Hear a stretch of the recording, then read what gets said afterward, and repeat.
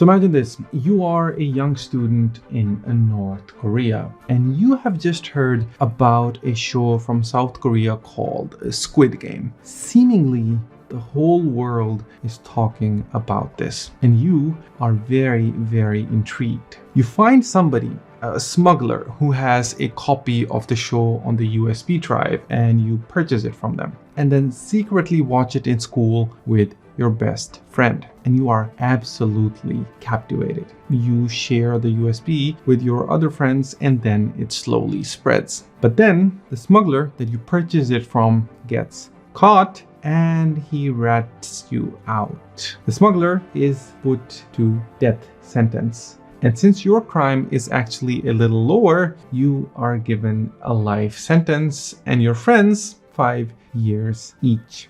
This may sound very dramatic, but this actually is a true story that happened in North Korea and became part of the news. In this video, I want to explain to you the closed, impenetrable wall that North Korea has built around it and how seemingly this one USB is actually dismantled it, almost ruined the wall. And in order to explain it to you, I have to explain something from the very beginning. So we already know what North Korea looks like from the outside, right? So we know that it's a nuclear state. We know that it has sealed borders. We all know about the forced clappings and that everybody is very, very poor. But what are North Koreans actually taught about outside, specifically the South Korea? Well, they are told that South Koreans are actually starving, that they are so poor that they cannot go to school or even hospitals. They are told that South Koreans die in the streets because they cannot pay for hospitals. And they are told about Americans that they beat people randomly on the street. And then since South Korea is a puppet of the USA, it's so corrupt that there are actually South Koreans who grow small little horns on their heads like the little devil. For that image to hold, nothing from the outside should get in. And for a very long time, the state had absolute monopoly over the information. Radios sold in North Korea came with the tuning dial that was fixed. You couldn't change it. Television was state broadcast. There was no public internet, and the information blockade was absolutely airtight. Whatever the state said, that was the truth. But then this small rectangular USB started appearing and everything changed.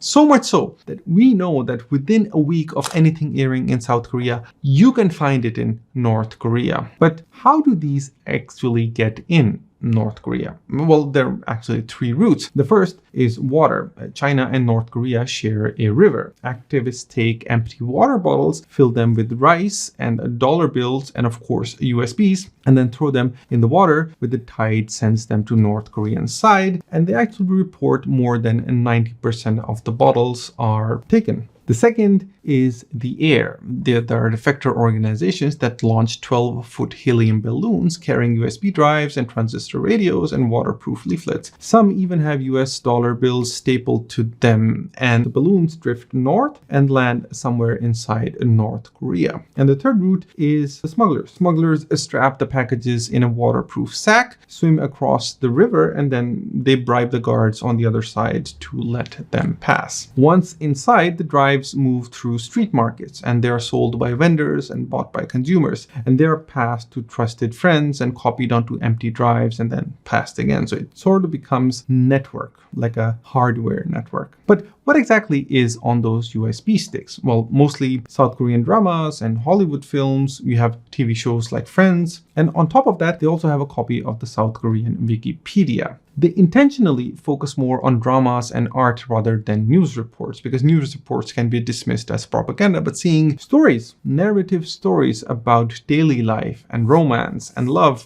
well, that has a more lasting effect. But all of that would absolutely be useless if there is no way for North Koreans to actually use the USBs or like watch what they have. And that is where the strange Chinese device called a Notel comes in. Notel is a combination of two words, notebook and television. It is a Chinese-made portable media player with ports for USB drives and SD cards. It costs about $50 and the best part is that it runs on a car battery, which matters in North Korea because you have rolling blackouts all the time. In 2014, the North Korean government legalized the Notel with one condition, that every device had to be registered with the local authorities. And the fact that Notel has multiple inputs has actually made it so that people can evade inspectors. So what they do is they keep a North Korean state DVD loaded in the disk slot at all times. The South Korean USB drive is just inserted there together. If there is an inspector that arrives randomly, they quickly hide the USB because a USB small stick is very easily to hide. And then they can say that, okay, we are watching the approved media disc